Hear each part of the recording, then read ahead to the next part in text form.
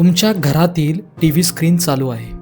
एक सासू तिच्या सुनबाईला शिव्या घालते. दुसऱ्या क्षणी सुनबाई सासूच्या हातात विष देते आणि हे पाहते तुमचं मूल शिकण्याचा प्रयत्न करते बाजूच्या खोलीत. तुम्हाला वाटतं का हे फक्त मनोरंजन आहे? तर तुमचा मेंदू चुकतोय. आज भारतात दररोज 50 कोटी लोक डेली एपिसोड्स बघतात. त्यातले 80% कंटेंट हे निगेटिव्ह असतं. चिडचिड, दुःख, अश्रू, फसवणूक, शिवीगाळ, विषारी नाती. हे बघणारे आई वडील तुमच्या मेंदूचं इमोशनल वायरिंग नकारात्मक करतात आणि त्याचा परिणाम होतो तुमच्या मुलांवर, अभ्यासावर आणि मानसिकतेवर. एका खोलीत तुम्ही सासू सुनबाईची कटकारस्थानं बघता आणि दुसऱ्याच खोलीत तुमचा मुलगा न्यूरल पाथवेज तयार करत असतो अभ्यास करताना. पण वैज्ञानिक सांगतात एकाच घरात इमोशनल वाईब दुसऱ्यांच्या मेंदूवर परिणाम करतो. ज्या घरात सतत संघर्ष, त्रासदायक आणि नकारात्मक गोष्टी ऐकवल्या जातात तिथेच मुलांची कॉन्सन्ट्रेशन पॉवर, मेमरी रिटेन्शन आणि न्यूरोप्लास्टिसिटी कमजोर होते. एक विद्यार्थी आदित्य, त्याच्या आईचा रोज संध्याकाळी 7 वाजता सासू सुनबाई पाहायचं वेड.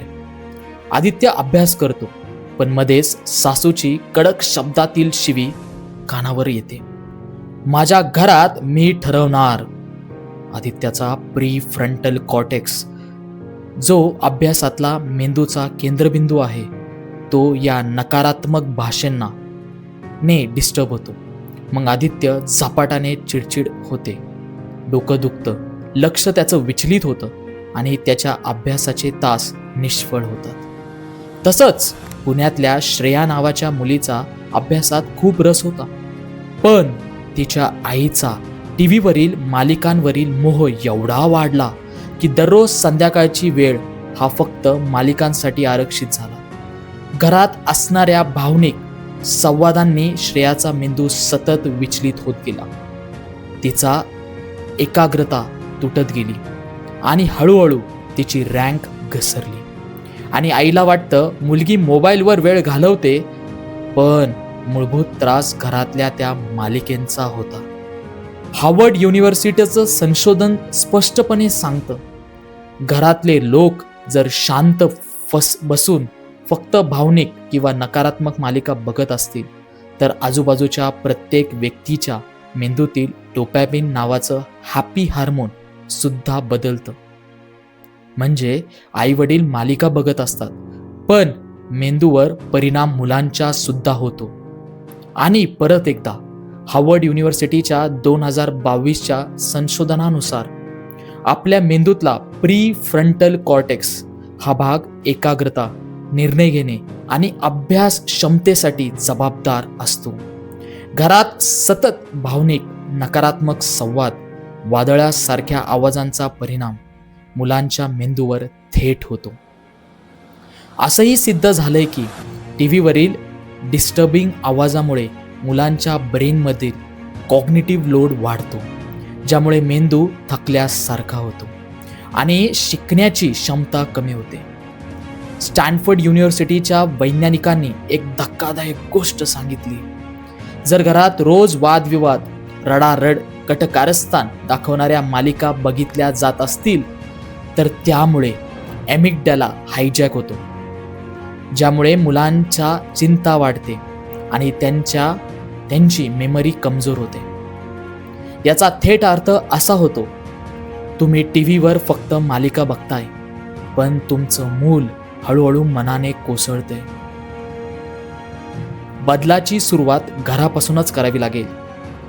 टीव्हीला वेळेचं बंधन द्या. संध्याकाळी अभ्यासाचा वेळ आणि टीव्ही बंद ठेवण्याची शपथ घ्या. आवाज कमी करा. जर टीव्ही बघणार असाल तर आवाज एवढा ठेवा की दुसऱ्या खोलीत त्याचा परिणाम होणार नाही. मनोरंजनाचा पर्याय बदला.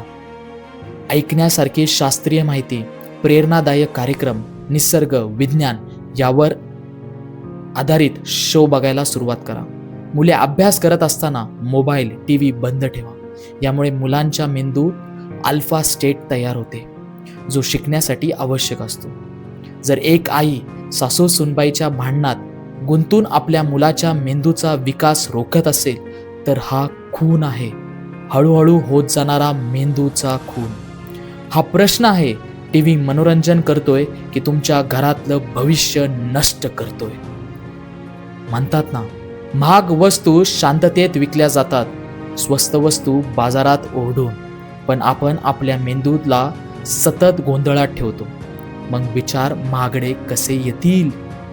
एपिसोड 5 मध्ये म्हणजेच उद्या रात्री 8 वाजता आपण बघणार आहोत, मेंदूला एकांत लागतो पण आपण त्याला गोंधळ देतो. खरं कारण ऐकायला विसरू नका. आणि रोज रात्री 9 वाजता आपल्या सर्व महाराष्ट्रातल्या 10वीच्या आणि 12वीच्या विद्यार्थ्यांसाठी मी फ्रीमध्ये आपल्या क्लासवर त्यांना शिकवत आहे आणि 90 पार कसे करायचे याचं खूप चांगलं ब्रेन ट्रिक सांगणार आहे आणि रोज सांगत आहे. सो त्यासाठी रोज रात्री 8 वाजता अर्ध सत्य मालिका बघायला विसरायची नाही आणि रोज रात्री 9 वाजता लाईव्ह यायला विसरायचं नाही.